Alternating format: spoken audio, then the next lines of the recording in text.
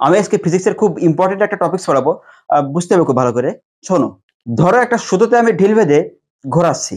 ধুর, আপনি কি যে করেন এই বয়সে? ঢিল ঘোরাচ্ছে এই বয়সে এসে। সুতো ছিঁড়ে গেলে লোকের লেগে যাবে। আরে ধরো আমি ঢিলটা ঘোরাচ্ছি এইভাবে। আরে ঢিল তো ঘুরছে, ধরবা কি করে? আরে লেটস অ্যাজিউম মনে করো একদম। আচ্ছা আচ্ছা, বলবেন তো তা। তাহলে ঢিলটাকে যদি আমি সুতোতে বেঁধে এইভাবে ঘোরাই, তাহলে সুতো বরাবর ওই ঢিল থেকে বাইরে থেকে একটা ফোর্স এড করছে, যেটাকে বলে সেন্ট্রিফিউগাল ফোর্স। আচ্ছা আচ্ছা। তো এবার প্রশ্ন হচ্ছে ওই ফোর্সটা কে প্রয়োগ করছে? আরে ওটা আমি কি জানি, ঘোরাচ্ছেন তো আপনি। আমি ওসবের ভেতরে নেই, আমি ওসব কিন্তু জানি না। আরে ফোর্সটা শুধু আমরা ম্যাথমেটিক্যাল সুবিধার জন্য ধরে নিই যে ফোর্সটা অ্যাড হচ্ছে। আরে একটা কল্পনা করি ওরকম একটা ফোর্স তো ওখানে অ্যাড তো হচ্ছে।